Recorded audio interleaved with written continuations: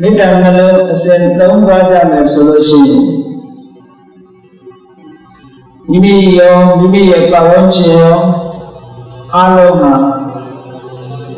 ငြိမ်းချမ်းစွာနဲ့နေထိုင်ကြရမှာဖြစ်တယ်ဒီကနေ့ခေတ်ကြီးမှာအားလုံးကိုလေ့လာပြီးတော့ကြည့်လို့ရှိရင်မေတ္တာတရား၄ပါး၆ခန်းလာတာကိုတွေ့ရှိရမှာဖြစ်ပါတယ်အားလုံးခြုံကြည့်လိုက်လို့ဆိုရင်မေတ္တာတရားတွေရောပါလာသည့်အတွက်ကြောင့်မေတ္တာဓာတ်တွေလဲလာသည့်အတွက်ကြောင့်ဒီဘက်ကနေကြည့်ရင်ကဘာကြီးပူနွေးလာတာလည်းဒီချက်နဲ့ပါကောင်းပါမယ်ပါဖို့ကိုရှိအလုံးအိမ်ကျိုးဆက်ဆိုတာတော့ပြင်ပကိုကြည့်ပြီးတော့ပြောတာတကယ်ကတော့တတ္တဝါတွေရဲ့နှလုံးသားထဲမှာမေတ္တာအငြိမ့်တတ်တွေနေပါလာလို့လူရဲ့ခန္ဓာကိုယ်ကထွက်တဲ့အရာတွေကအပူတွေကြီးပဲဖြစ်လာပူလောင်တဲ့စိတ်ကထုံးလို့လိုက်တဲ့အရာတွေကပူလောင်လာတွေကြီးပဲဖြစ်လာလို့မေတ္တာဓာတ်တွေဒီကြီးခန်းချောင်းလာကြတယ်ဒါကြောင့်မေတ္တာနှလုံးအစဉ်သုံးနိုင်မယ်ဆိုလို့ရှိရင်မိမိတို့ပတ်ဝန်းကျင်နဲ့ကမ္ဘာလောကကြီးတစ်ခုလုံးမှာဉာဏ်ဉာဏ်တရားမှုရရှိနိုင်တယ်ဆိုဒီကမ္ဘာလုံးမငြိမ်းချမ်းနိုင်တော့မှပဲမိမိရဲ့စိတ်နှလုံးလေးငြိမ်းချမ်းဖို့ရအတွက်ကတော့မေတ္တာနှလုံးကိုသုံးရမှာဖြစ်တယ်ထို့သောတာမှာလည်းမြတ်စွာဘုရားကဒီလေးကလေးထင်ရှားရှားဟောကြားထားတာဖြစ်တယ်လူလောကမှာတဦးနဲ့တဦးမေတ္တာပြည့်စုံရာဆိုတဲ့နေရာဘယ်အရာအများဆုံးလဲကျုံးနဲ့လူဆက်ဆံတဲ့အခါမှာအပြောဆိုနဲ့ဆက်ဆံရတယ်အပြုအမူနဲ့ဆက်ဆံရတယ်အများအားဖြင့်ဝစီကံနဲ့ဆက်ဆံရအများကျုံးနဲ့လူပြောကြဆိုကြတဲ့အခါမှာသူပြောဆိုမှုကိုခြေတည်ပြီးတော့မေတ္တာတရားမှုဖြစ်ကြတယ်လို့မေတ္တာခန်းချောင်းမှုလည်းဖြစ်ပေါ်လာစေတတ်တယ်။ဒါကြောင့်လို့နေ့ဥက္ကာလမှာအာရုံနဲ့သူရဲ့ပြိတ္တလို့ဝစီကံနဲ့ပတ်သက်ပြီးတော့ဘုရားမြတ်စွာညွှန်ပြတဲ့အတိုင်းမိမိကိုယ်တိုင်ကကျင့်သုံးဖို့အရေးကြီးတယ်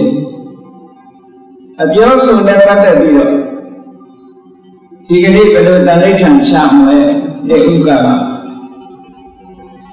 ဘုရားမြတ်စွာကဟောထားတဲ့ထဲမှာ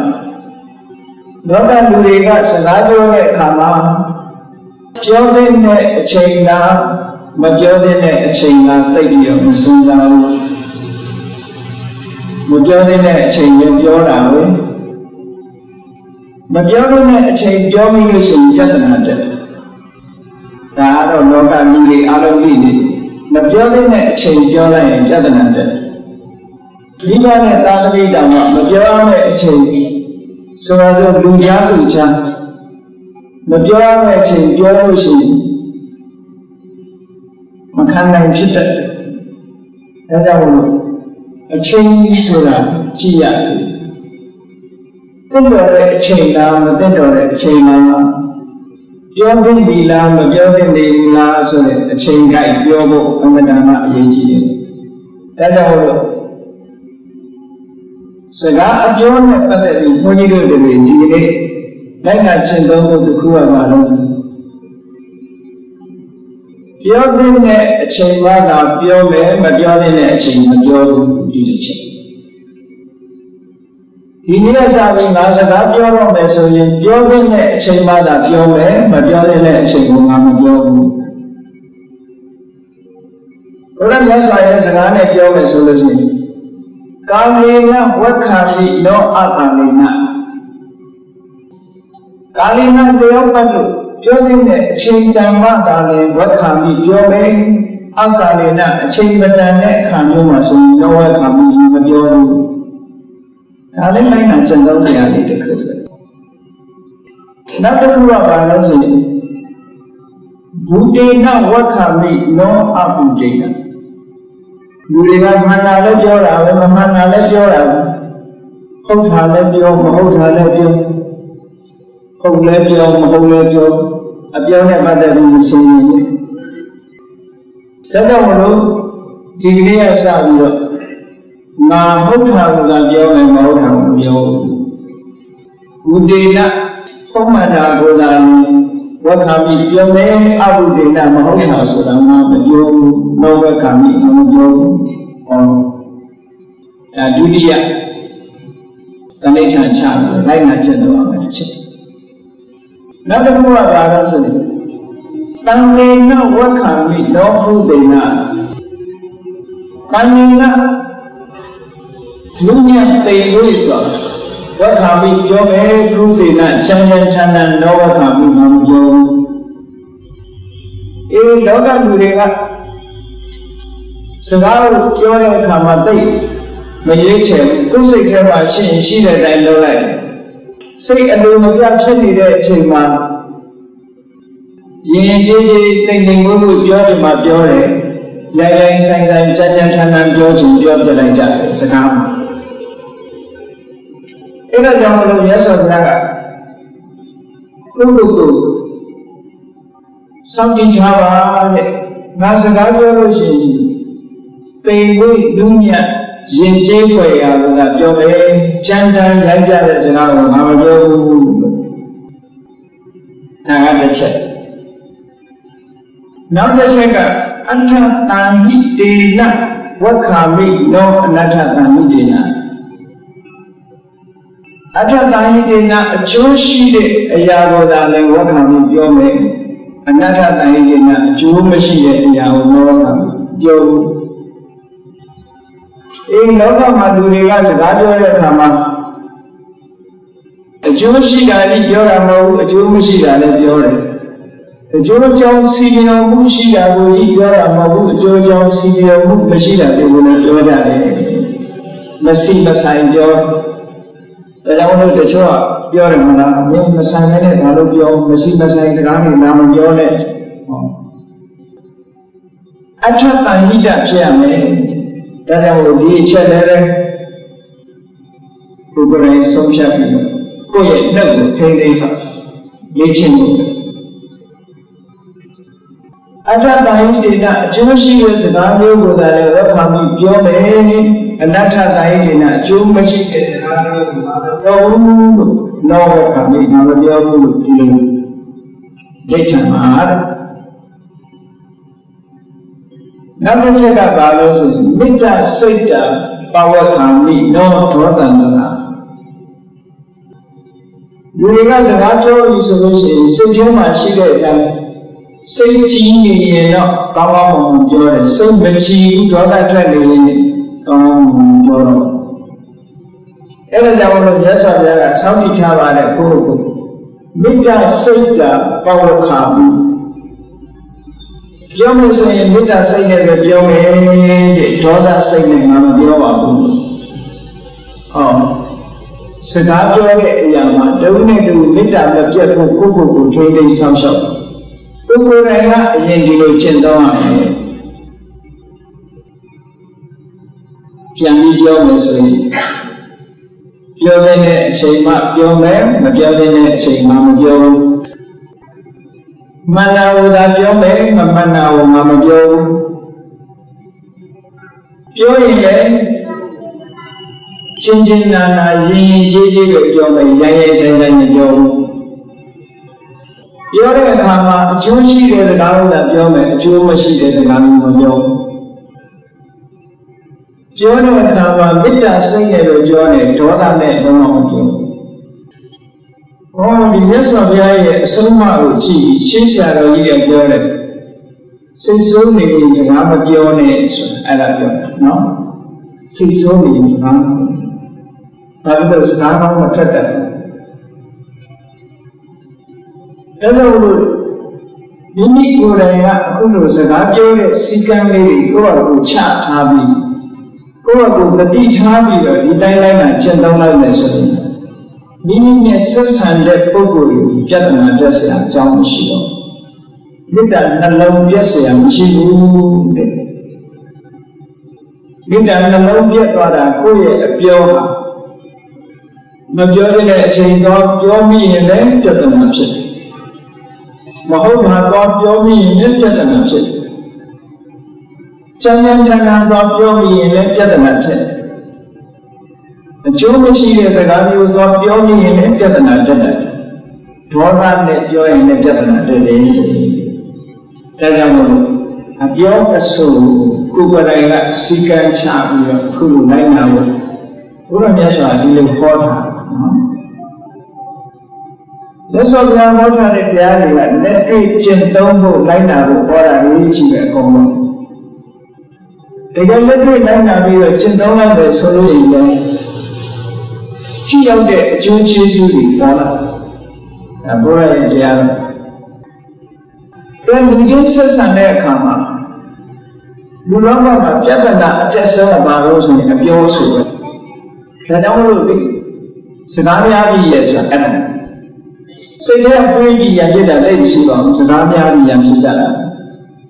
ဒီရက်ဒီနေ့ဒီလူနှစ်ယောက်ဟာဒီစကားများပြန်ဖြစ်ကြတယ်ဒီလိုလောကမှာမကျေနပ်ဖြစ်တာဆိုရင်ဘယ်မှာဘုသူအတင်းပြောလို့ဒီလူကဘယ်လိုပြောတာလဲဆိုတာတွေကိုအကြောင်းပြုပြီးတော့ပြဿနာတက်ကြတယ်။ငါတို့ဘယ်လိုပြောကြတာလဲဘုသူစီကတစ်ဆင့်ကြားတယ်ဟောပြဿနာတွေတက်အပြောအဆိုပြဿနာတက်ဆုံးနေဒါကြောင့်မလို့ဒီအချက်တွေကိုမြတ်စွာဘုရားပြင်းနဲ့ထားပြီးတော့ဟောလောကဆိုတာလူကြီးဆိုတာလောကီအစုပ်လူတို့မျိုးကမဟုတ်လဲပြောဟုတ်လဲပြောနော်လောကမှာရှိတဲ့လူတွေကပါဇက်ဆိုတာပြောဖို့ရနဲ့စားဖို့ရထားတာဆိုတော့ပြောချင်ရင်ပြောကြတဲ့အနေအထားရှိနှုတ်ခမ်းမှာစီကံရှိအခုဒါကြောင့်လို့မြတ်စွာဘုရားကအပြောနဲ့ပတ်သက်တဲ့စီကံချက်ကလေးတွေခုချပေးတာနော်ပြောနဲ့ပတ်သက်တဲ့စီကံချက်အဲ့ဒီပြောနဲ့ပတ်သက်တဲ့စီကံကလနာလေးကိုကိုယ်တိုင်လိုက်နာပြီးပြောမယ်ဆိုရင်ကိုယ့်ဘက်ကပြဿနာတက်เสียမရှိတော့ဘူးကိုယ်အပြောကြောင့်တခြားပုဂ္ဂိုလ်တရားမျက်နှာကြရလည်းအကြောင်းမရှိတော့ဘူးတို့တော့ကိုယ်နေနေရတဲ့ society တွေကနှုတ်စည်းကမ်းရှိတဲ့လူတွေရှိတယ်လို့နှုတ်စည်းကမ်းမရှိတဲ့လူတွေကလည်းအများကြီးတယ်ပြောချင်ပြောတဲ့ပုဂ္ဂိုလ်တွေကအများကြီးဆိုတော့ပြောချင်ပြောတဲ့ပုဂ္ဂိုလ်တွေရဲ့စကားကိုနားထောင်ပြီးတော့ပြဿနာလိုက်တဲ့နေနေဆုံးတော့နော်အဲ့ဒါကြတော့မြတ်စွာဘုရားကမေတ္တာနှလုံးအစဉ်သုံးမေတ္တာနဲ့ခုခံရတယ်လို့ပြောနော်ပြောချင်တဲ့လူတွေဘာပဲပြောပြောမြတ်စွာဘုရားဒီတုတ်တံမှာအဲ့ဒါကိုခေါ်တာဒီလောကလူတွေဆိုတာပြောတဲ့အချိန်ပြောချင်လည်းပြောတာပဲမပြောတဲ့အချိန်ပြောချင်လည်းပြောတာပဲဟုတ်တာမှန်တာပြောတာလည်းရှိတာပဲမဟုတ်တာပြောတာလည်းရှိတာရင်းချင်းချင်းပြောတာလည်းရှိတယ်ရိုင်းရိုင်းဆိုင်ဆိုင်ပြောတာလည်းရှိအကြောင်းကျိုးစီလျော်အောင်ပြောတာလည်းရှိတယ်အကြောင်းကျိုးမစီလျော်တာတွေကိုပြောတာလည်းရှိတယ်မေတ္တာစိတ်နဲ့ပြောတာလည်းရှိတယ်ဒေါသနဲ့ပြောတာလည်းရှိတယ်အပြောအမျိုးမျိုးတွေဒီကိုယ်တိုင်ကြုံတွေ့ကြရမှာဒီလောကဒီအတိုင်းဝိုင်းနဲ့နေလို့ရှိရင်ဘုရားမြတ်စွာကိုယ်တိုင်ဒါတွေကအသက်မှမပြောတာဟုတ်မြတ်စွာဘုရားကိုလာပြောတဲ့ပုဂ္ဂိုလ်တိုင်းကယဉ်ကျေးကျေးပြောကြတာမှမဟုတ်ဘူး။နိုင်ဆိုင်ဆိုင်ပြောတာအများကြီးရှိတာပဲ။တန်ရုံထဲမှာပါတဲ့အကောသကဘာရတော်သဆိုဘုရားမှာဆဲတဲ့လူတော်ရှိတယ်။အဲ့ဒါလို့ရိုင်းရိုင်းဆိုင်ဆိုင်ပြောတဲ့စကားတွေကိုအကြောင်းပြုပြီးတော့ပြဿနာတက်နေမယ်ဆိုလို့ရှိရင်လောကကြီးကပြဿနာဖြေရှင်းလို့ရမယ်အကြောင်းရှိ။ဒါကြောင့်မို့လို့မြတ်စွာဘုရားကဘယ်လိုစကားမျိုးနဲ့ပဲလာပြောတဲ့ဘာကိုလိုက်နိုင်ရမလဲဆိုရင်မြတ်စွာဘုရားအချိန်၅ချက်ဟောထားတယ်လို့ရှိဒီကက္ကစုပမတ်တော့ကက္ကစဆိုတာလွှတ်လို့ပြောတယ် တိခွဲတဲ့လွှာကြီးကိုဘက်ဒီဘက်လက်ကင်ပါတယ်စစ်တုံးကြီးခွဲတဲ့လွှာကြီးကက်ကစဥပမာဆိုလွှာတော်နဲ့ဥပမာပြီးလွှာဥပမာနဲ့ဟောထားတဲ့သုတ်တံမှုကက်ကစုပမာသုတ်တံမှုလို့ခေါ်တယ်အဲဒီသုတ်တံရဲ့ရှေ့ပိုင်းကရဟန်းတော်တစ်ပါးကိုအကြောင်းပြုတယ်အဲ့ဒါလည်းဒီစကားကြောင့်ပြဿနာတက်တာပဲအဲ့ဒီဘုရားရဲ့ဘွဲကခက်ခုနာတဲ့ခုခက်ခုနာလူဘွားတော်ကသဒုံကြီးနဲ့နေခဲ့လို့သူ့ကိုမောရိယခက်ခုနာလို့ခေါ်တယ်မှာသင်္ကန်းဝတ်လာတဲ့အခါကျတော့သူကဘိက္ခုနီတွေနဲ့အမတန်အကြောင်းဝင်ဘိက္ခုနီတွေနဲ့အမတန်ခင်မင်ရင်းနေခင်မင်ရင်းနေတော့ပြဿနာဖြစ်တယ်ပြောဆိုမှုတွေကမသက်လာရင်ပြဿနာဖြစ်တယ်သူမခံဘူးဒီကိုယ်တော်အပြစ်ကိုပြောတာကြားရင်လည်းဘိက္ခုနီတွေကမခံဘူးရန်တွေးရဘိက္ခုနီတွေရဲ့အပြစ်ကိုပြောလို့ရှိရင်လည်းဒီကိုယ်တော်မခံဘူးရန်တွေးပေါ့ဘုရားလက်ထက်ကဖြစ်နေပုံနော်အပြောမှာပြဿနာတက်တယ်ဆိုဒီကနေ့လည်းအပြောနဲ့ပြဿနာတက်တာအများကြီးပေါ့နော်ဒါကြောင့်လို့နှုတ်ကိုစီကံထားရမှာတော့ခုနချက်တည်းနဲ့စီကံထားလိုက်ရင်မဖြစ်တော့အဲ့ဒီလိုပြဿနာတွေတက်လာတဲ့အခါကျတော့မြတ်စွာဘုရားခေါ်ပြီးဆုံးမတယ်သူခေါ်ဆုံးမတယ်အဲ့ဒီလိုခေါ်ဆုံးမပေမဲ့ဘုရားကိုခံမပြောပေမဲ့သူ့စိတ်ထဲကပြင်မဲ့သဘောမရှိဘူးအဲ့ဒီပြင်မဲ့သဘောမရှိတော့မြတ်စွာဘုရားကယဟန်တွေဒီတုတ်တန်နဲ့ပတ်သက်ပြီးဒါဟောဒီကြားထဲမှာမြတ်စွာဘုရားကအာမရှိသေးလို့ဆိုလို့ရှိရင်လောကမှာတဲ့ကိုယ်ပေါ်မှာပတ်ဝန်းကျင်ကကောင်းနေလို့ကိုယ်ကကောင်းနေတာဆိုလိုတာကသူများတွေကတောနေလို့ကောင်းနေတဲ့သူတော်ကောင်းမျိုးကိုမဖြစ်စေနဲ့ပေါ့ကျုပ်ကကိုယ်ပတ်ဝန်းကျင်သိကောင်းတယ်လေကိုယ်ပေါ်မှာဘာမှအပြစ်မလုပ်ကြဘူးကိုယ်ဆန္ဒအတိုင်းအကုန်ဖြစ်နေတဲ့အခါကျတော့ဟာဒီလိုသဘောကောင်းနေတာသဘောကောင်းလိုက်တာလည်းဖြစ်ပတ်ဝန်းကျင်ကကောင်းရင်လူကသဘောကောင်းနေကြတယ်ပတ်ဝန်းကျင်အဆိုးကြီးကြုံတဲ့အခါကျတော့သူသဘောကောင်းမလားမကောင်းဘူးလားဆိုတာထင်ရှားလာတတ်တယ်တချို့လည်းတစ်စုံတစ်ခုရပြီးတော့ပြေပါပေးခံနေရလို့သဘောကောင်းနေတဲ့သူကလည်းရှိသေးတယ်ဦးစားပေးခံနေရတဲ့သဘောကောင်းနေတဲ့ပုဂ္ဂိုလ်လည်းရှိတယ်အဲ့တော့အဲ့လိုပုဂ္ဂိုလ်မျိုးဟာတကယ်သဘောကောင်းတာမဟုတ်ဘူးသောရတတကယ်ရင်ကြီးတဲ့ပုဂ္ဂိုလ်မဟုတ်ဘူးနိဝါဒဘယ်တော့မှစိတ်ဆိုးတဲ့သဘောကောင်းတဲ့ပုဂ္ဂိုလ်မျိုးမဟုတ်ဘူးဥပတန္တစိတ်နှလုံးငြိမ်းအေးနေတဲ့ပုဂ္ဂိုလ်မျိုးမဟုတ်ဘူးတဲ့သူများကပတ်ဝန်းကျင်ကကောင်းနေလို့စိတ်ဆိုးစရာမရှိလို့မဆိုးတာစိတ်ဆိုးစရာရှိရင်ဆိုးမှာလို့ဒီကိုယ်ကိုစဉ်းစားကြည့်ပေါ့ငါကောင်းနေတာငါပတ်ဝန်းကျင်ကကောင်းနေလို့ငါကောင်းနေတာလားတကယ်ကိုပတ်ဝန်းကျင်ကမကောင်းတဲ့အထဲမှာငါကောင်းနေနိုင်ရလားကိုယ်ကိုစဉ်းစားဖို့နော်ကိုယ်တော်တော်တမ်းလုံးနေတဲ့ပုဂ္ဂိုလ်ရဲ့ကြားထဲမှာငါစိတ်ကဘယ်လောက်ထိနိုင်လဲပေါ့ဒီလိုစဉ်းစားဒါကြောင့်မြတ်စွာဘုရားကဒီတုတ်တန်ရှေ့ပိုင်းမှာငါထည့်ဟောထားတယ်ဆိုတာဝတိပြည်မှာတဲ့ဝိရိဟိတဆိုအိရှင်မကြီးပြောက်ရှိအဲ့ဒီအိရှင်မကြီးရဲ့အိမ်စီအမျိုးသမီးကာလီတဲ့ကာလီကသိတော်တယ်ဘုရားခြေတော်နဲ့လွတ်တတ်တယ်၊ကြိုင်တတ်တယ်၊ထမင်းချက်တယ်နော်ချက်ပြုတ်သိတော်တယ်အိမ်တန်ရှင်းကြီးသိတော်တယ်လုပ်ငန်းကြိုင်တာတွေအကုန်လုံးသိတော်တယ်အစားအစာရာအိရှင်မကြီးကဘာမှကြည့်ကြမလို့ကာလီကအကုန်လုံးတယ်လုပ်တဲ့အခါကျတော့ပတ်ဝန်းကျင်ကထင်ကြတာတခါမှ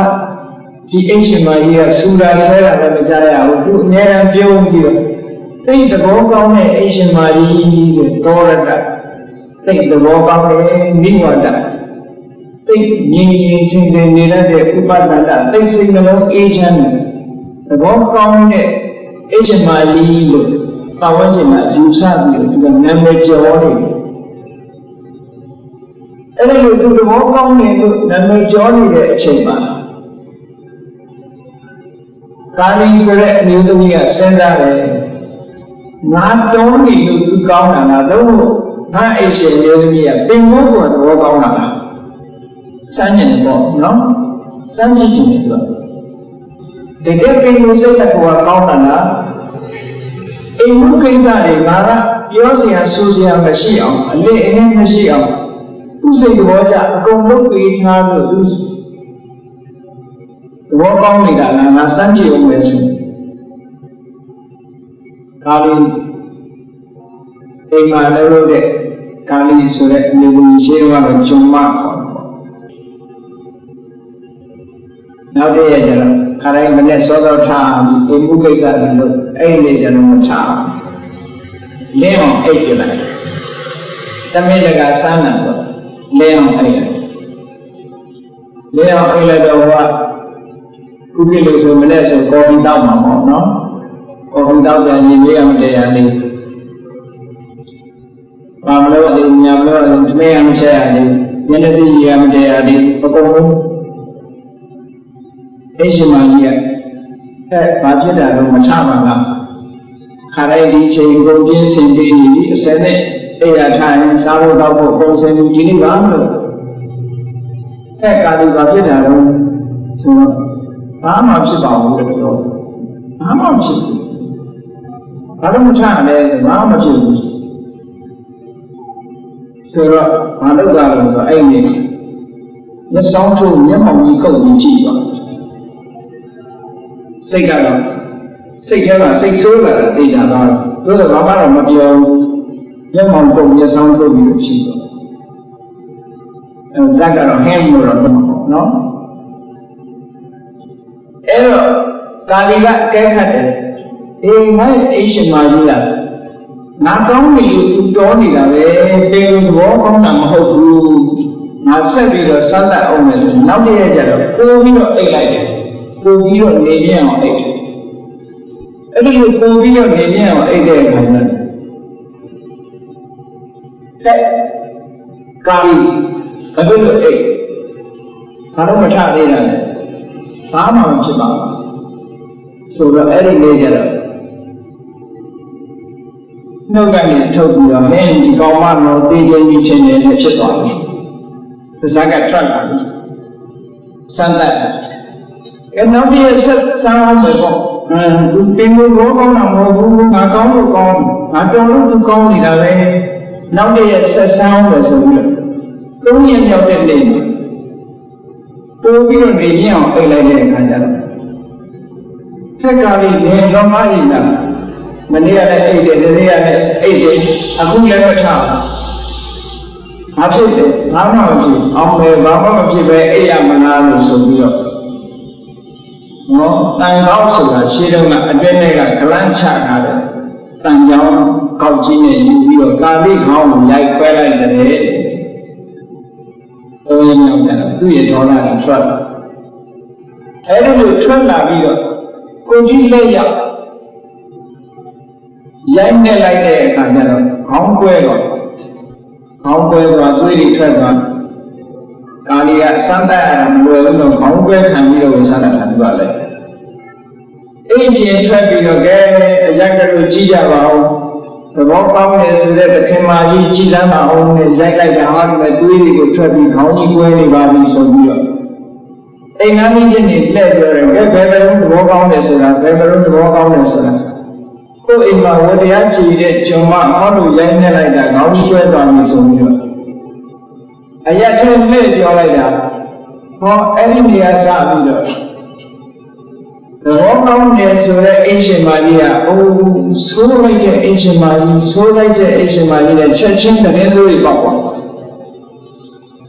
ကြောင့်လို့အထက်ကရာဆရာကြီးကအဲ့ဒီနေရာလေးမှာရေးချတာမှတ်သားစရာကောင်းတယ်ခုနနာမတဏိကံအခိသန္တိဂုံဆိုတာဖြည်းဖြည်းလေးတက်လာတာဒေါ်ဘော ခဏနေဝပတ်ထရတိမကောင်းတဲ့ကြတော့ချက်ချင်းပြနေတယ်ဂုံရဖို့ဆိုတာအချိန်အများကြီးကိုပဲနော်လူတယောက်ဂုံတက်လာဖို့ဆိုတာဖြည်းဖြည်းလေးမှတက်တာချက်ချင်းဝန်းတိုင်းမတက်ဘူးတဲ့တို့တော့အပြစ်ဆိုတာကြတော့တမဟုတ်ချင်းပြန်သွားနိုင်တယ်မကောင်းတဲ့ကြကောင်းတဲ့ကဖြည်းဖြည်းလေးပဲပြန်တယ်မကောင်းတဲ့ကြတော့ချက်ချင်းပြန်တယ်အဲ့ဒီကစပြီးတော့ဝေဒီနိကာဆိုတဲ့အိရှင်မာကြီးကဆိုးလိုက်တာနဲ့ဖြစ်သွားကြတယ်သဘောကောင်းလို့ဆိုမရှိတော့ရသော်ဘုရားကဘာဟောလို့လဲဆိုရင်အေးသူများတော်လို့ကောင်းနေတဲ့အကောင်းမျိုးမဖြစ်စေနဲ့လို့ပြောပင်ကိုယ်ကမကောင်းလို့ဒီလိုဖြစ်ရတာပေါ့ပင်ကိုယ်ကကောင်းနေရင်ဒီလိုရိုက်နှက်တည်ထီအောင်ဘယ်ဒေါသထွက်မလဲပင်ကိုယ်စိတ်ဓာတ်ကကောင်းနေလို့ရှိရင်မဖြစ်ဘူးအဲ့တော့ပင်ကိုယ်ကကောင်းအောင်ကျင့်ပါလို့ဒီလိုပြောလို့ပေါ့အဲ့ဒီနောက်မှာမြတ်စွာဘုရားလောကလူတွေချင်းချင်းနေကြတယ်ဆိုတဲ့ခါမှာတဲ့ခေါင်းကစကားမျိုးမျိုးကိုလည်းပတ်တယ်ပြောလိုက်တယ်စကားတန်လေးမျိုးမျိုးကြားမယ်ကိုเจ้าပြောတဲ့အခါမှာပြောတဲ့အချိန်ပုံပဲနဲ့လာပြောတာမျိုးဖြစ်တယ်မမမကန်ပြောတာမျိုးတွေလည်းကြုံနိုင်တယ်ရိုင်းရိုင်းကြောက်လာပြောတာမျိုးတွေလည်းကြုံနိုင်တယ်ကျုံချောင်းစီရောမှုမရှိပဲပြောတာတွေလည်းကြုံနိုင်တယ်ဒေါသနဲ့လာပြောတာတွေလည်းကြုံနိုင်တယ်အဲ့ဒီလိုကြုံလာခဲ့လို့ရှိရင်ဟောဒီစကားမုံတိုင်းတွေကိုဘာနဲ့ခံမလဲရသော်များဒီနေရာမှာမေတ္တာနှလုံးအစဉ်လုံးကိုပြောတာနော်အဲ့တော့မြတ်စွာဘုရားကချင်းနဲ့လေးပေးတာလေဘာပေးတာလဲနာနောစိတ်တံဝိပရိနတံဘဝိတ္တအဲ့ဒီစကားမျိုးတွေကြားလာရပြီးကိုယ်ကိုယ်တိုင်အပြောခံလာရပြီးဆိုလို့ရှိရင်နာနောစိတ်တံဝိပရိနတံဘဝိတ္တငါစိတ်ဓာတ်အပြောင်းလဲမဖြစ်စေရဘူးလို့ထင်နေခုနကာလီနဲ့ဟိုအရှင်မာကြီးနေမထင်နိုင်ဖြစ်သွားတယ်တစ္ဆမမှုကိုပြောလာပြီဆိုလို့ရှိရင်နာနောစိတ်တံဝိပရိနတံငါစိတ်တွေကတင်ကိုယ်စိတ်ကလေးရနေပြီးတော့ပြတ်သွားတယ်ရုပ်ပြဆင်းပြစိတ်မျိုးမဖြစ်စေရဘူးဆိုလိုတာကစိတ်မဆိုးနေလို့ပြောတာနော်စိတ်ဓာတ်အပြောင်းလဲမသွားစေနဲ့တဲ့အပြောင်းမခံရခင်ကစိတ်ကတမျိုးကိုယ်လာပြောလို့အပြောခံရရတဲ့အခါစိတ်ကတမျိုးဖြစ်သွားရင်ဒါပြောင်းလဲသွားတယ်ခေါ်တာပေါ့အပြောမခံရခင်ကစိတ်ကလေးမျိုးတိုင်းထိတ်ထားပါတဲ့အပြောခံရတဲ့အခါမှာညနေကျော်တင်းသွားတာတို့ပြန်ဆဲတာတို့ဒါမျိုးတွေဖြစ်လာနေတယ်ပေါ့နော်အဲ့ဒါစိတ်ကလေးကိုပြောင်းလဲမဖြစ်ပါစေနဲ့မြတ်စွာဘုရားမဖြစ်အောင်နေမယ်လို့ကျင့်ပါမြတ်စွာဘုရားကကျင့်ခိုင်းတာဒါတရားကျင့်တယ်ဆိုတာဒါပဲတရားကျင့်တယ်ဆိုတာအများကသိနေတယ်တဲတော့တရားကျင့်နေတယ်တရားချုပ်နေတယ်ဆိုတင်းမြင်ကြီးခွေတော့ဘူးကြီးတုပ်ပြီးဝဲစိတ်လေးပိတ်ပြီးတော့တရားထိုင်ပြီးမှတရားကျင့်နေချင်တာဟုတ်အဲ့ဒီကျင့်တာကတစ်မျိုးနော်သမာဓိကျင့်စဉ်တစ်ခုနဲ့ကျင့်ဟောတာတရားကျင့်နေဆိုတာတရားကိုယ်စိတ်လေးကိုဒီနေ့ဒီကုကာလ determination determine လုပ်တာတန်လေးခံချဒီလိုအပြောင်းမျိုးနဲ့ကျုံလာလို့ရှိရင်ငါစိတ်လေးကပြောင်းလဲသွားတာမျိုးမဖြစ်စေရဘူးဟောတာတစ်ချက်ဒါထိန်းလိုက်တာစိတ်ကိုထိန်းလိုက်ပြီစိတ်ကမထိန်းနိုင်လို့ပြောင်းသွားပြီဆိုလို့ရှိရင်ဘာဖြစ်အောင်မလို့ဆိုထပ်ပြီးတော့ထိန်းရမှာဘာလို့ဆိုနသပါပိကံဝါစံလိစ္ဆာရတာမကောင်းတဲ့စကားနဲ့မတုံ့ပြန်နဲ့ရိုင်းရိုင်းကြကြတုံ့ပြန်ပြီးပြောပါနဲ့ဟောနံပါတ်1ကစိတ်ထဲနံပါတ်2ကျတော့လူကမို့လာစဲကြဆဲပါလေဟောအဲ့ဒါမျိုးနဲ့မတုံ့ပြန်နဲ့ပါပိကံဝါစံရုပ်မှာစကားမျိုးနတ်နေစေတာဒီကိုယ်နှုတ်ထဲကမထွက်အောင်တတိထားပါတဲ့ပါပိကံဝါစံမကြောက်အနာတာစကားမျိုးတွေထွက်ပါစေနဲ့လို့ပြောတာဒေါသထွက်လာလို့ရှိရင်မကြောက်မလာတွေထွက်တတ်တယ်ဒီလိုလုပ်ဆိုတာစိတ်ကောင်းနှလုံးကောင်းရှိနေတော့အဲ့ဒါ ချိုးသားနေပေါ့စိတ်ဓာတ်ပြောင်းသွားပြီဆိုတာနဲ့မကြောက်မနာတာတွေကိုယ့်အကိုယ်တော်မှမကြားရတဲ့စကားမျိုးတွေပြောတော့တာအဲ့ဒါကြောင့်လို့နသပါပိကံဝါစာနေဆံလို့တာရုပ်မှမကြောက်မနာတာစကားမျိုးတွေမထွက်စီနဲ့မထွက်စီရဘူးလို့ကျင့်တာမိကအစိတ်ကလေးပြောင်းလဲဖြစ်မသွားစေရဘူးနံပါတ်2ကမကြောက်မနာတာစကားမျိုးတွေငါနှုတ်ကမထွက်စေရဘူးဒါကနှလုံးနဲ့လားဒါတွေပါဆိုမပြီးသေးဘူးချက်တွေကဒါမျိုးသိတာလို့လည်းဆိုသေးတယ်နော်လောကမှာမျိုးသိလို့ရှိရင်ပေါက်ကွဲလာတာသိတယ်ဒါကြောင့်လူတွေကပြောတယ်တော့သိခံတယ်ဆိုတာအခါရှိတယ်နော်ပြောကြတယ်ခန္ဓာတော်မှသူကအကတ္တကလေးနဲ့သိခံနေတာအောင်ကျော်လာရင်ဒီမှာဆိုတဲ့အသေးတွေပေါ့တတိယအပြင်တော့ချိန်ချောင်းလိုက်နော်ဒီသိမယ်ဆိုတာအတိုင်းတာရှိတယ်ဘုရားကအလုပ်မဟုတ်ဘူးအေးနံပါတ်1ကိုတင်လိုက်နံပါတ်2ကိုထင်းလိုက်ထင်းထားတာကပေါက်ကွဲသွားနိုင်တယ်ဒါကြောင့်မပေါက်ကွဲရအောင်မလုပ်နဲ့ဟိတံလူကံပိစဝိဟရိတာမမေတ္တာစိတ်ဓာနောဒေါသန္တရာဒီစကားပြောလာတဲ့ပုဂ္ဂိုလ်ရဲ့ကောင်းကျိုးကိုလိုလားတဲ့စိတ်ဝေးလိုက်ပါလို့ဟောစိတ်ဓာတ်ကိုပြောင်းခိုင်းတယ်နော်စိတ်ဓာတ်ကိုပြောင်းလိုက်ကိုလာပြီးတော့ပြောလာပြီဆိုလို့ရှိရင်ပုံမှန်တော့မဟုတ်တာတော့ပြောလာပြီဆိုလို့ရှိရင်အဲ့ဒီပြောလာတဲ့ပုဂ္ဂိုလ်ရဲ့အကျိုးစီးပွားကိုလိုလားတဲ့စိတ်ထားလိုက်ပါလို့ပြောတယ်ဟိတလူကံပြီးအကျိုးစီးပွားနဲ့အစင်ဆောင်မေတ္တာစိတ်ဓာတ်ချစ်ခင်တဲ့အကျိုးစီးပွားကိုလိုလားတဲ့မေတ္တာစိတ်ထားပါတဲ့နာဒေါသမုန်းကြီးတဲ့ဒေါသစိတ်မထားပါနဲ့ဒါကလက်တွေ့ချင်းရခုနကထိန်းလိုက်ထိန်းပြီးတဲ့အခါကျတော့ထိန်းထားရုံနဲ့ဆိုရင်ပွင့်ထွက်သွားမယ်အဲ့တော့ပွင့်ထွက်မသွားအောင်ကိုယ်စိတ်လေးကိုပြောင်းအကျိုးစီးပွားကိုလိုလားတဲ့မေတ္တာစိတ်နဲ့နေတယ်လို့ကြိုးစားပါဟောတာကတတိယအချက်စတုတ္ထအချက်ကဘာလို့လဲတေသပုဂ္ဂလမေတ္တာနာဂတေနစေတတာပရိတဝဝိဟရိတာအဲ့ဒီပုဂ္ဂိုလ်ကိုတကယ်ကိုမေတ္တာပို့ပါလို့ဆိုခုနမေတ္တာစိတ်ကိုသူစီကိုမေတ္တာစိတ်ကိုဥတည်ပေးတယ်အခုချိန်ကျတော့မေတ္တာစိတ်ကိုပွားလိုက်ပါတဲ့ဒီပုဂ္ဂိုလ်ကိုအကြောင်းပြုဒီပုဂ္ဂိုလ်ကမေတ္တာရဲ့အာယုံအနေနဲ့ထားသူ့ကိုပဲကြည့်ပြီးတော့မေတ္တာပွားပါလို့ပြောတယ်နော်ဒီလိုမလုပ်ဘူးဆိုလို့ရှိရင်ခုနကနှစ်ခုမျိုးသိထားတာနှစ်ခုကပေါက်ထွက်သွားတယ်စိတ်ဆိုတာမျိုးသိထားရင်မရဘူးအဲ့တော့ပထမနှစ်ချက်တင်ကျင့်မရဘူးစိတ်နေသဘောထားလေးပြောင်းဖို့ရမြတ်စွာဘုရားကနံပါတ်1ကိုအပြောခံလာလို့ရှိရင်ကိုယ်စိတ်ကြီးဖောက်ပြန်မသွားစေနဲ့တခုမကြောက်မတားလာစကားတွေနှုတ်ကမထွက်စေနဲ့သူ့ရဲ့အကျိုးကိုလိုလားတဲ့စိတ်ကလေးမွေးလိုက်ပါတဲ့ဟောဒါချင်းနေလိုက်ထိမ့်သိပြီးတော့ပို့ပြီးတော့ခိုင်မာလာအောင်မလုပ်အဲ့ဒီပုဂ္ဂိုလ်ကိုတတ်ဖို့ပါဝေဒနာကိုရရမှာကိုသိချင်တော့အောင်နေနိုင်တယ်ပေါ့နော်ဒီကြောပြောတယ်ကိုယ်နဲ့မတည့်တဲ့လူဘယ်လိုမှမေတ္တာပို့လို့မရဘူးကိုယ်ကဘုရှုံးပေးနေတာလဲဆိုအမုန်းတရားကိုရှုံးပေးနေတာပဲလေဒေါသကလောင်းလို့နေပြီးတဲ့ကြောင့်မေတ္တာထက်လောက်အားနည်းနေတယ်ဆိုတာကိုယ့်ရဲ့တဏ္ဍာမှာအကောင်းနဲ့အဆိုးတဘာဝနှမျိုးဟာမွေးရပါအနေနဲ့ရှိတယ်မွေးရပါရှိနေတဲ့ဒီတဘာဝနှမျိုးဒေါသဆိုတဲ့မကောင်းတဲ့ဟာကနှမ်းမိုးထားတဲ့အတွက်ကြောင့်အမုန်းတရားတွေကကြီးစိုးပြီး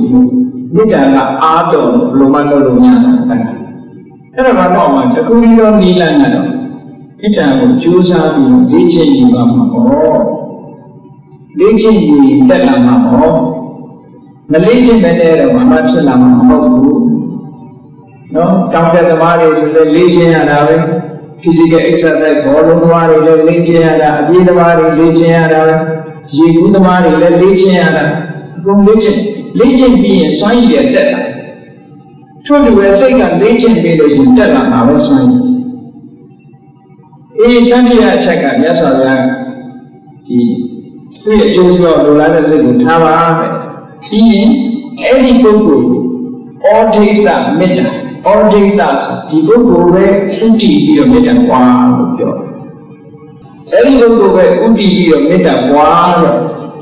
အဲ့တော့သူတရားနဲ့မေတ္တာပွားလို့ရှိရင်မလို့တော့သေးဘူးဒါကြောင့်မို့လို့အဲ့ဒီမေတ္တာတရားကိုထပ်ပြီးတော့တွန်းချဲလိုက်ပါအောင်တဲ့တတ္တဝါအားလုံးပေါ်မှာမေတ္တာတရားပွားနေအောင်ထပ်ပြီးတွန်းချဲပေးလိုက်ပါတဲ့ဆိုတော့မေတ္တာကိုခိုင်လုံအောင်မြတ်စွာဘုရားဒီတိုင်းဆက်တာဥခိုင်ပါတရားတော်နဲ့ကျင့်စဉ်ကဘလောက်ကောင်းလို့နော်နံပါတ်1ကကိုယ်ပြောခံရလို့ရှိရင်စိတ်မပေါက်ပြန်စေရဘူးငါစိတ်ကလေးကအပြောင်းလဲဖြစ်မသွားစေရဘူးဆိုတဲ့တန်ဋိဌာန်ကြီးကိုထားတယ်ပြီးရင်ရိုးရိုးမာမာစကားတွေမကြောက်မှလာတယ်ငါ့ဆက်ကမထွက်စေရဘူးပြီးရင်ဒီပုဂ္ဂိုလ်ရဲ့အကျိုးစီးပွားကိုလိုလားတဲ့စိတ်ကိုငါပြုစုပြုထောင်မယ်ဒါပြီးတဲ့အခါဒီပုဂ္ဂိုလ်ကိုမေတ္တာရဲ့အာယုံအနေနဲ့ထားပြီးတော့မေတ္တာဘာဝနာရဲ့အာယုံထားပြီးတော့သူ့ကိုမေတ္တာပွားမယ်အဲ့ဒီမေတ္တာတရားပို့ပြီးတော့ခိုင်မာလာအောင်အဲ့ဒီမေတ္တာအရှိန်အဝါကိုတိုးချဲ့တဲ့အနေနဲ့ကမ္ဘာလောကမှာရှိတဲ့တ attva အားလုံးပေါ်မှာမေတ္တာဖြန့်ချက်ပြီးတော့ပွားမယ်မေတ္တာဆိုတာအဝေကယံရှိယံရှိဥစ္စာတချို့ကထင်ကောင်းထင်လိုက်တယ်ကိုယ်မေတ္တာပို့မယ်ကိုယ်ယံလို့ချင်တဲ့လူရှိကောင်းရှိနိုင်နေတာပေါ့မြတ်စွာဘုရားမေတ္တာပွားနေတာပဲဒါပေမဲ့ဒီလိုကယံလို့တာရှိတာပေါ့နော်အဲ့တော့ယံဆိုတဲ့နေရာမှာအာလို့ဆိုလိုတာတော့ဆိုရင်အဓိကအာရုံပုဂ္ဂလဝေဒနဲ့အကုသလဝေဒပုဂ္ဂလဝေဒဆိုပုဂ္ဂိုလ်ယံအကုသလဝေဒကစိတ်ထဲမှာဖြစ်တဲ့အကုသိုလ်ယံမေတ္တာဆိုတဲ့နေရာမှာဒေါသဆိုတဲ့ဉာဏ်မရှိဘူးလို့ပြောတာနော်မေတ္တာခိုင်မာသွားလို့ရှိရင်ဒေါသမဖြစ်တော့ဘူးမဖြစ်တော့တဲ့အတွက်ကြောင့်ဒီမေတ္တာမှာဉာဏ်မရှိဘူးလို့ပြောတယ်အဝေဒနာဉာဏ်ကင်းသွားပြီမဟကကအဆင့်မြင့်သွားပြီမေတ္တာထားလိုက်ပြီဆိုရင်လူကမနိုင်ကြတော့ဘူးမေတ္တာမထားနိုင်ရင်လူကတိတ်တိတ်သွားတယ်ဟုတ်တယ်မေတ္တာမနဲ့မတောင့်ကြလို့ရှိရင်သူကတင်းနေသွားတာပဲသူကဆဲကိုကဆဲတော့ဟောညောင်မလုံးလူမိုက်ဖြစ်တာပဲညောင်စလုံးလူမိုက်ဖြစ်သွားမေတ္တာထားလိုက်လို့ရှိရင်မဟကတသူကအစင်းမြင့်သွားပြီအစင်းမြင့်သွားပြီအပ္ပမနာမေတ္တာစိတ်ဆိုတာအကန့်အသတ်ထားရတဲ့အရာမျိုးမဟုတ်ဘူးတဲ့ဒီပုဂ္ဂိုလ်မှာတော့ထားမယ်ဒီပုဂ္ဂိုလ်ကိုမထားဘူးတချို့ကမေတ္တာပွားတာတောင်းမှပဲတပိတ္တနော်သူမုန်းတာကိုခြံထားခြင်းနေတာတတ္တဝါအားလုံးကိုဒီလိုလိုအချင်းချင်းမပါဘူးလို့ပြောတဲ့လူကရှိသေးတယ်အဲ့ဒါလိုမဟုတ်စေရအားလုံးကိုချုံးငုံပြီးတော့မေတ္တာပွားလို့အပ္ပမနာအတိုင်းတာတတ်တာမရှိဘူးမေတ္တာစိတ်ဖြစ်ဖို့ရပုဂ္ဂိုလ်ဆိုတဲ့အတိုင်းတာတတ်တာလည်းမရှိဘူးစင်ထာဝရမေတ္တာထားရဒါကြောင့်အပ္ပမနာကန့်တာမထားတဲ့မေတ္တာအခုမေတ္တာဆိုတဲ့နေရာမှာအဝေရာမဟကတာ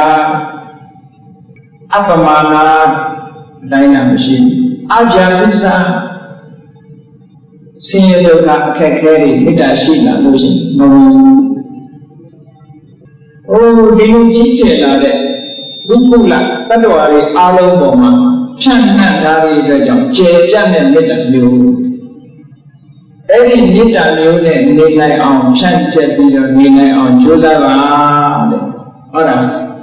ဒီကကစုပမတ်တုံမြတ်စွာဘုရားကဒီလိုဟောလူလူချင်းဆက်ဆံတဲ့အခါမှာပါဝင်ကြည့်နေထိုင်တဲ့အခါမှာ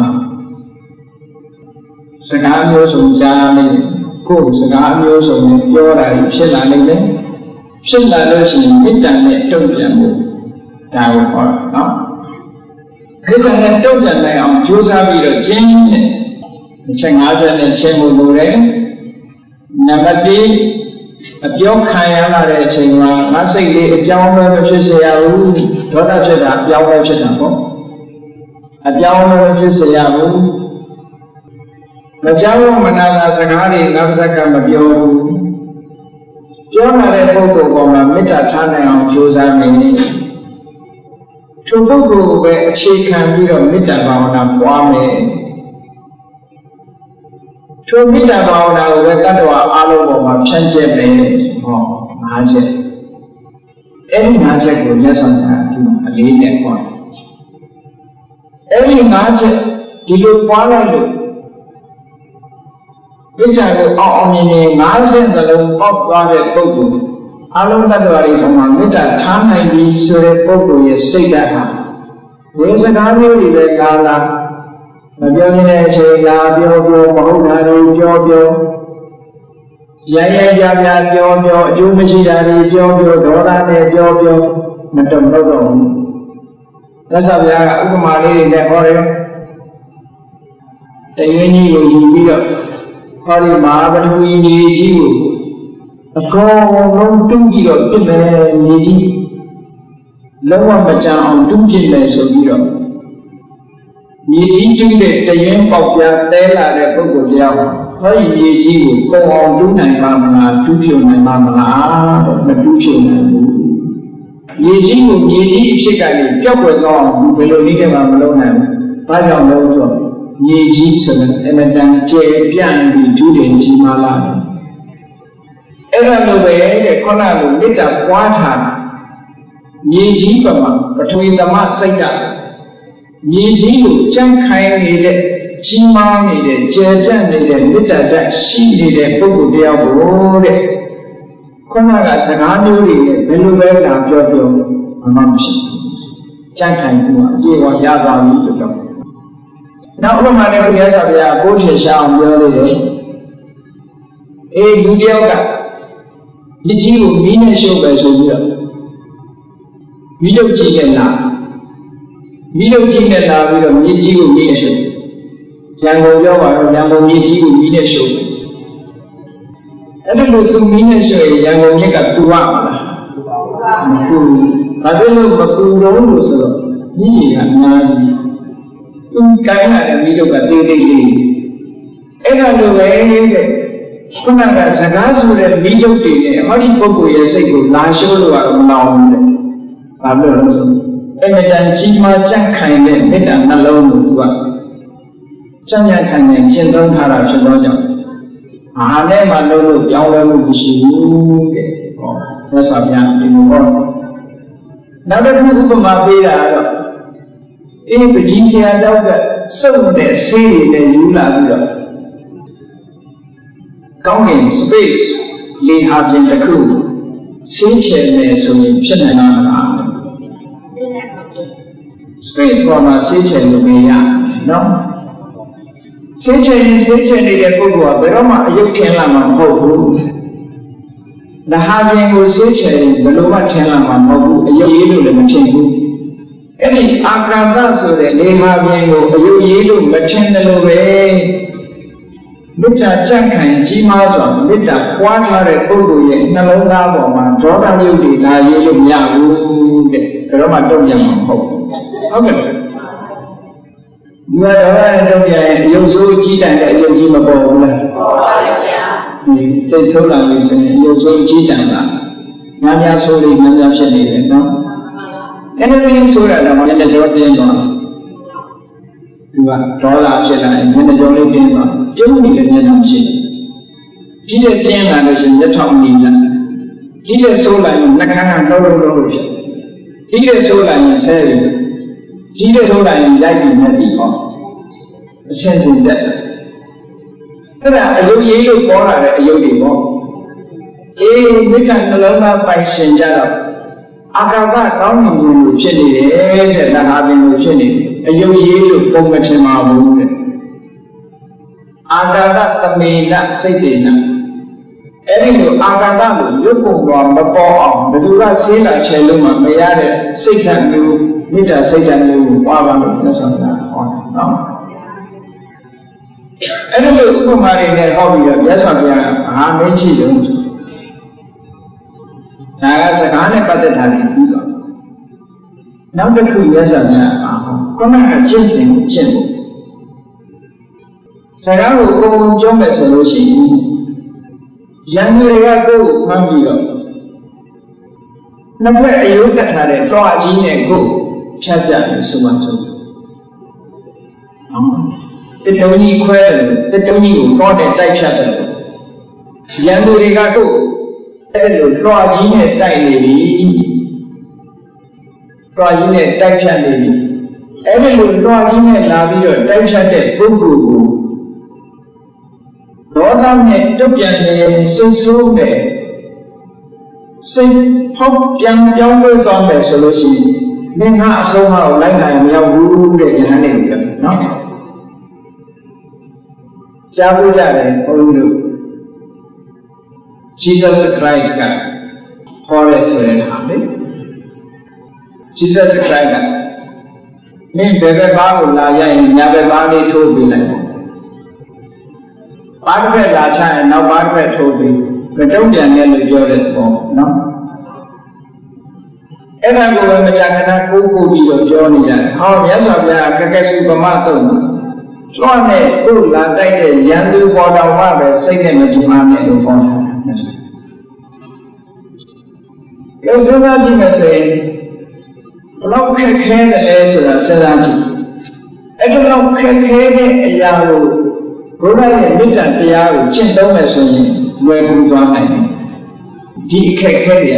တကယ်မေတ္တာပေါ့ပေါ့ရောက်ရောက်အောင်မြင်ကျင့်သုံးလို့ရှိရင်တကယ်အောင်မြင်တယ်ရသော်ဘုရားကမဖြစ်နိုင်တာကိုမဟုတ်ဘူး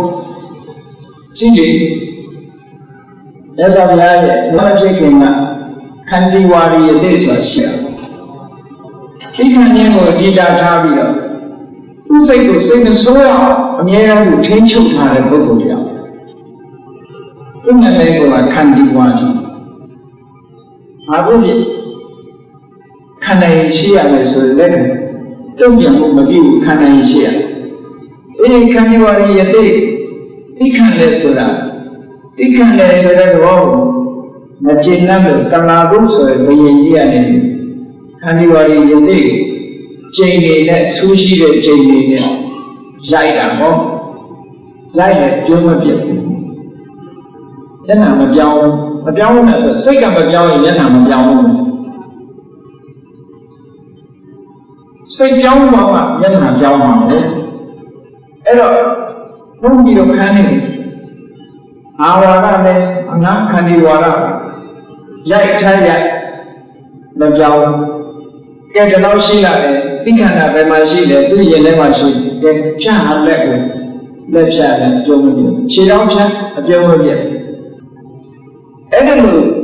အမျိုးစုံသိစက်တာကိုစိတ်ကြမ်းကြမ်းခိုင်ခိုင်နဲ့စိတ်ဖောက်ပြန်မသွားအောင်ကြမ်းခိုင်စွာထားနိုင်တာဟာဟောဒီမေတ္တာတတ်တာမေတ္တာနဲ့လေ့ကျင့်ထားလို့ဖြစ်တယ်နော်တာမန်ပုဂ္ဂိုလ်တွေဆိုလို့ရှိရင်မဖြစ်နိုင်တော့ပါဘူးလို့ထင်အောင်ထင်မှာပေါ့သို့တော်မြတ်စွာဘုရားမဖြစ်နိုင်တာကိုမပေါ်ဘူးတကယ်လေ့ကျင့်ထားလို့ရှိရင်တကယ်ဖြစ်ပါလေဒီနေရာမှာမြတ်စွာဘုရားကြည့်စကားနဲ့တုံ့ပြန်ရုံနဲ့မဟုတ်ဘူးတဲ့ကိုကြည့်လက်ရောက်လွှာကြီးနဲ့ကိုယ်ကိုလာပြီးတော့တိုက်ဖြတ်ပြီးဆိုရင်တော့မှပဲဒီပုဂ္ဂိုလ်ကိုဒေါသနဲ့မတုံ့ပြန်ရဘူးတဲ့အကယ်၍ဒေါသနဲ့တုံ့ပြန်ပြီဆိုလို့ရှိရင်ငါရဲ့ဆုံးမဩဝါဒမလိုက်နိုင်ရရောက်တယ်ဒီလိုပေါ့ငါအဆုံးမမလိုက်နိုင်ဘူးဒါကြောင့်မို့လို့မြတ်စွာဘုရားကဒီလိုကျင့်ပါတဲ့အဲ့ဒီလိုတော့နဲ့လာတိုက်ပြီးတော့ကိုယ်ကိုတရားလုံးတဲ့ပုဂ္ဂိုလ်ပဲဖြစ်ပါစေကိုတုံ့ပြန်ရမယ့်အချက်ကဘာလို့ဆိုရင်ငါစိတ်ကလေးပြောင်းလဲမသွားစေနဲ့တရားဝမနာတာစကားတွေနဲ့မတုံ့ပြန်ဘူးဒီလိုလုပ်နေတဲ့ပုဂ္ဂိုလ်ရဲ့အကျိုးစီးပွားကိုပဲလိုလားတဲ့စိတ်လေးထားပါသူ့ကိုပဲအာယုံပြုပြီးတော့မေတ္တာရဲ့အာယုံအနေနဲ့လုပ်ပြီးသူ့ကိုပဲမေတ္တာပွားလိုက်ပါအဲ့ဒီပွားလို့ရတဲ့မေတ္တာဓာတ်လေးကိုတလောကလုံးဖြန့်ကျက်ပြီးတော့ခိုင်မာကျယ်ပြန့်တဲ့မေတ္တာမျိုးကိုရယူပါလို့သက်ဆောင်များဒီတုတ်တံကိုဟောတာတရားဟောတဲ့တရားဟာအမတန်မှလေးနဲ့ပြီးတော့အမတန်မှမှန်ကန်တယ်ကျင့်လို့မရတဲ့တရားမျိုးကိုမြတ်စွာဘုရားကတော့မဟောဘူးဟ ဟောထားတဲ့တရားတွေမှလည်းအကုန်လုံးကျင့်လို့ရတဲ့တရားတွေကြီးပဲတကယ်ကျင့်ရင်တကယ်ခံနိုင်ရရှိသွားမှာမြတ်စွာဘုရားတရားတွေရဲ့စွန့်ရင်တတ်တဲ့အမှန်ကြီးမားတယ်ဟောဒါကြောင့်မို့လို့မဟာသတိပ္ပံတောက်ပါဆိုလို့ရှိရင်ဒီလမ်းကြောင်းလေးကိုရှောက်လိုက်တာနဲ့အကျိုး9မျိုးရမယ်ဧကယေနောအယံဘိက္ခဝေမေဃောတတ္တနာဝိတုဒ္ဓိတတိပံကျင့်စဉ်ဆိုတဲ့ဒီကျင့်စဉ်လမ်းကြောင်းလေးတစ်ခုအစိုးရမျိုးကိုဖယ်ရှားနိုင်တဲ့အစိုးရမျိုးဆိုတာအားတော့တောကပရိဒေဝနာသမဗိက္ခမစိတ်ထဲမှာပူပန်နေတာပူပန်တာမထိန်နိုင်တဲ့အတွက်ကြောင့်ငိုရတာဟောတောကဆိုတဲ့ရင်တွင်းပူဆာမှုရင်တွင်းပူဆာမှုကြောင့်မထိန်နိုင်လို့ငိုပြီးကြရတဲ့ပရိဒေဝအဲ့ဒါတွေကိုကျော်လွှားနိုင်တယ်တဲ့ဒါစိတ်ကကြံ့ခိုင်သွားတာပြောတာပဲစိတ်ကကြံ့ခိုင်စိတ်ကမခိုင်တဲ့ပုဂ္ဂိုလ်တွေကစိတ်ပူတယ်ငိုတယ်ဒါရင်လားလို့ဆိုဒုက္ခဒေါမနတနာအထင်ကမာယ physical pain mental pain ခန္ဓာကိုယ်ရဲ့ဆင်းရဲမှုစိတ်ရဲ့ဆင်းရဲမှုဆိုတဲ့ဒုက္ခဒေါမနတတွေလုံးဝချုပ်ငြိမ်းသွားဖို့ရလည်းပဲဟောဒီကျင့်စဉ်ကိုကျင့်ပါလို့ဟောတာနော်ဒီဟောဒီအစိုး၄မျိုးကိုပြောရှာတာဒါတတိပဋ္ဌာန်တရားကိုလည်းမြတ်စွာဘုရားဟောတာအမှန်တော့တတိပဋ္ဌာန်ဆိုတာမဂ္ဂင်၈ပါးအကျင့်ပါပဲမဂ္ဂင်၈ပါးနဲ့ပါတယ်တမ္မာတတိကိုဥတည်ပြီးတော့ဟောတာသို့သောတမ္မာတတိတစ်ခုတည်းမဟုတ်ဘူးမဟုတ်ဘူးဆိုတာတတိပဋ္ဌာန်ဘက်ကိုကြည့်လိုက်ရင်သိတယ်လေအာတာပိသံဃဇာနောတတိမာဝိနိယလောကေဝိဇ္ဇာဒေါမနတကြည့်တတိပဋ္ဌာန်လို့ဟောပြီးပဲတတိတစ်ခုတည်းမဟုတ်ဘူးအာတာပိရဲ့ဝိရိယပါသံဃဇာနောပညာပါရမယ်ကာယကံမုပ္ပတိလို့ဆိုကြတဲ့ကတမာရီလည်းပါပေါင်းလိုက်လို့ရှိရင်မဂ္ဂင်၈ပါးတဲ့ကမဂ္ဂင်၅ပါးသမ္မာဒိဋ္ဌိသမ္မာသင်္ကပ္ပသမ္မာဝါယာမသမ္မာတတိသမ္မာသမာဓိဆိုတဲ့ဒီမဂ္ဂင်၅ပါးဟာကာရပကမဂ္ဂင်ကာရကမဂ္ဂင်ကမ္မဋ္ဌာန်းတရားထုတ်တယ်ဆိုတာအဲ့ဒီ၅ခုနဲ့လောက်တာအဲ့ဒီ၅ခုကဟမီဖြစ်နေပြီဆိုလို့ရှိရင်အောင်မြင်တာဒီ၅ခုနဲ့စုပြီးလောက်အောင်၅ခုနဲ့မစုပြီးလို့ရှိရင်မပေါင်းရင်သူတို့၅ခုမပေါင်းရင်မဖြစ်ဘူးဘာဖြစ်လို့လဲဆိုတော့တတိဆိုတာကအာယုံကိုမိုက်ဖူးလို့လုပ်နိုင်တာသူကအာယုံရဲ့သဘောကိုသူကမသိဘူးတတိဆိုတာသိတာမဟုတ်ဘူးအာယုံကိုအမှတ်ရနေတာစိတ်နဲ့ကြွာမတော့လုပ်ပြီးတာဒါသူတောင်းဒါနည်းတစ်ခုလုံးနိုင်တယ်တတိကယူပေးတဲ့အာယုံကိုမှအသိဉာဏ်ကမှသိနိုင်တယ်ဘာမှအဲ့တော့တတိကအလုံးလုံးနေအောင်ဘယ်သူကတွန်းအားပေးလို့သမ္မာဝါယာမဆိုရင်ဒီကတွန်းအားပေးတယ်နော်သမာဓိဆိုတာကစိတ်ကလေးဒီနေရာမှာငြိမ်နေအောင်လုပ်ပြီးတယ်ပြီးတော့သမ္မာသင်္ကပ္ပဆိုတဲ့အတွေးလေးကနေပြီးတော့ပညာကိုအထောက်အကူပြုတယ်သမ္မာဒိဋ္ဌိဆိုတဲ့အသိဉာဏ်ကသဘာဝအမှန်ကိုသိလိုက်တယ်ဟောသဘာဝအမှန်သိဖို့ရတဲ့ဉာဏ်တွေကအထောက်အကူပေးနေကြသမ္မာဝါယာမရဲ့အထောက်အကူသမ္မာတတိရဲ့အထောက်အကူသမ္မာသမာဓိရဲ့အထောက်အကူသမ္မာသင်္ကပ္ပရဲ့အထောက်အကူအဲ့ဒါတွေကအထောက်အကူပေးလိုက်တဲ့အခါကျတော့မှသမ္မာဒိဋ္ဌိအမှန်သိအမှန်မြင်ဆိုတာဖြစ်တာနော်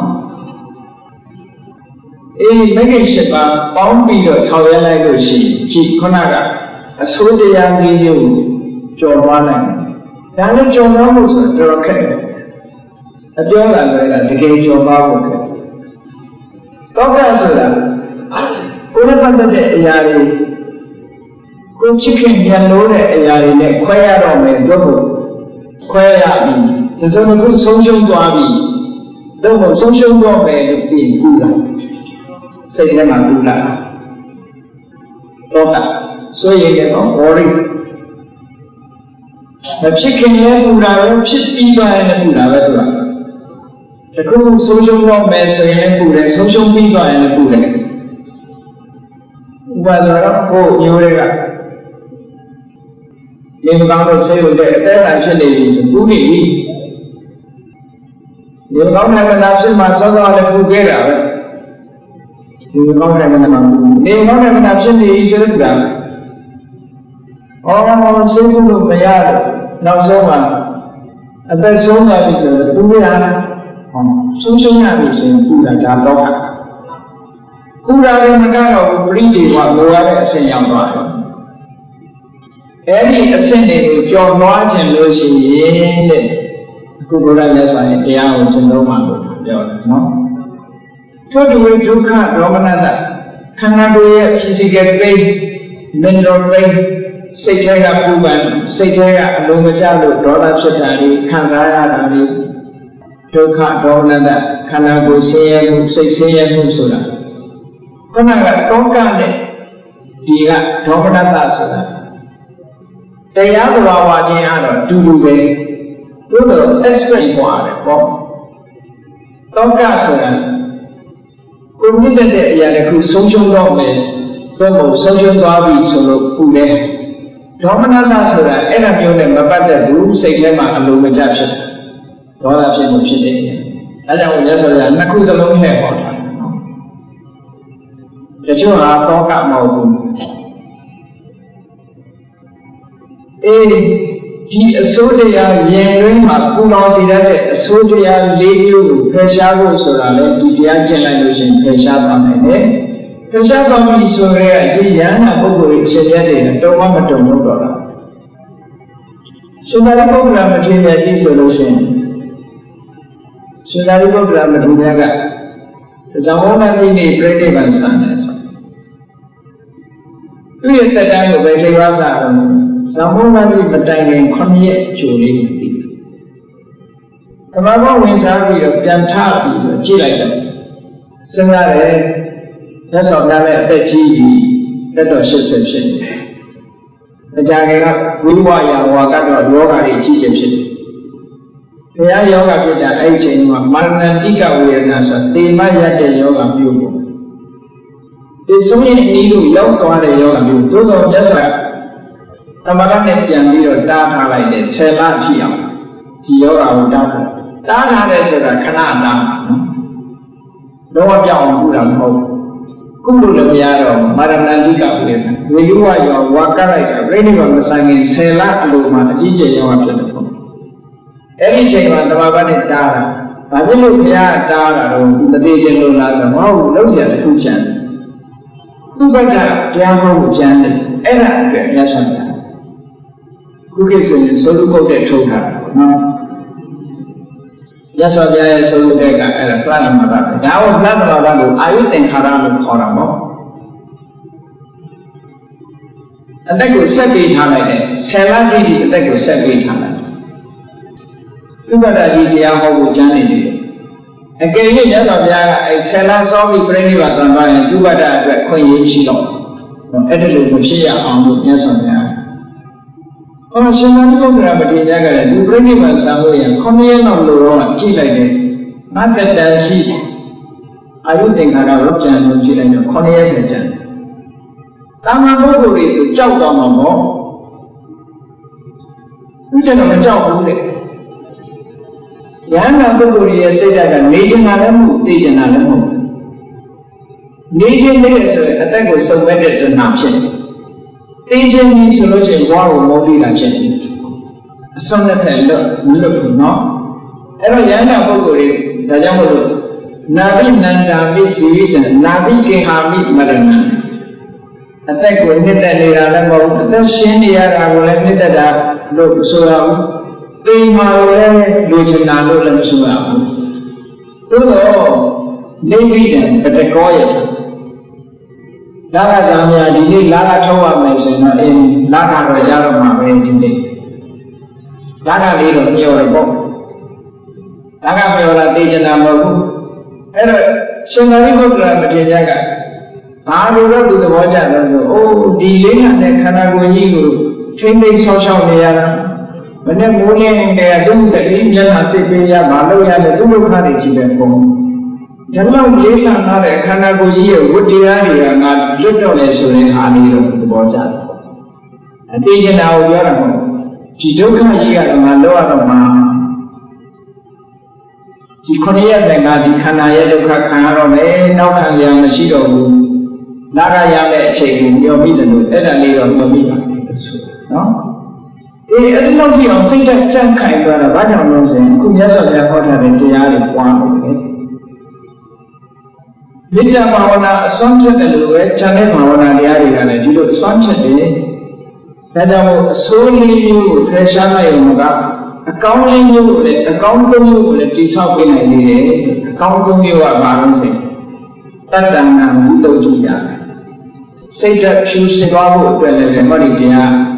တာမန်လိုညင်ချင်းနေတာမဟုတ်ဘူးဖြူစင်သွားနိုင်တယ်ဒီအကျင့်ကိုကျင့်လိုက်လို့ရှိရင်တတ္တဝါရဲ့စိတ်ဖြူစင်သွားနိုင်တယ်နောက်ရရှိတဲ့အကျိုးတရားပါလို့ဆိုညာယကအဓိကမာယနိဗ္ဗာန်လမ်းကြောင်းကြီးကိုတွေ့သွားနိုင်တယ်ဟောညာယဆိုတာနိဗ္ဗာန်သွားတဲ့လမ်းကြီးတွေ့သွားပြီနောက်ပြီးတော့နောက်ဆုံးခိုင်လေကြတော့နိဗ္ဗာန်တ္တသစ္စိကိရိယာယနိဗ္ဗာန်ကိုတွေးထားတဲ့အတိုင်းပဲတကယ်လက်တွေ့ရက်မောက်ရရှိသွားတာသစ္စိကိရိယာဆိုတာတကယ်လို့ရတာဆိုတော့ကောင်းကျိုးကသုံးခု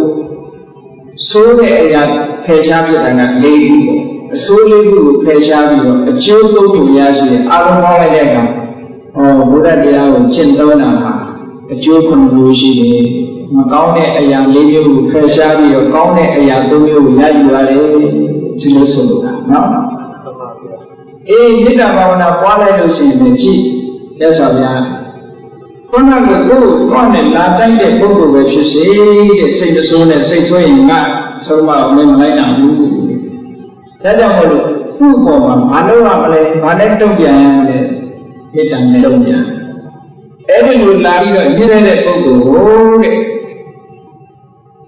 နာလောစိတ်တံပရိဏတံဘဝိတ္တိငါရဲ့စိတ်ကလေးဟာအပြောင်းလဲမဖြစ်စေရဘူးဒီလိုကြည့်မှာပြောင်းလဲမဖြစ်စေရဘူးနသပါပိကံဝါစာနေသပြတ္တကျွေးမှာမကြောင်းမနာတာစကားတွေကိုမှမပြောမိစေဘူးခိတံယုကံပိဝိရိတံမေတ္တာစိတ်ကနာဒေါသံတလားမေတ္တာထားပြီးအကျိုးလိုလားတဲ့စိတ်ဓာတ်ကိုဒီဆောင်မယ်အဲ့ဒီပုဂ္ဂိုလ်ကိုအာရုံပြုပြီးတင်းစားပုဂ္ဂနာ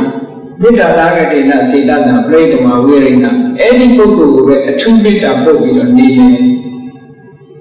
တရားဝမနာမေတ္တာသဗ္ဗဝန္တံလောကအဲ့ဒီပုဂ္ဂိုလ်အာယုံပြုပြီးတော့ဖြစ်ပေါ်လာတဲ့မေတ္တာကိုပဲတဲ့တလောကလုံးကိုဖြန့်ကျက်ပြီးတော့ကျေပြတ်တဲ့မေတ္တာတကြီးရအောင်ကြိုးစားနေတယ်ဆိုပြီးတော့အဲ့ဒါလိုရှင်းပါလို့သက်သာပြကကစုပမတုတ်တံမှာဒီလိုဟောခဲ့တာဖြစ်ပါတယ်အဲကြောင့်ဒီကနေ့ကဘာရဲ့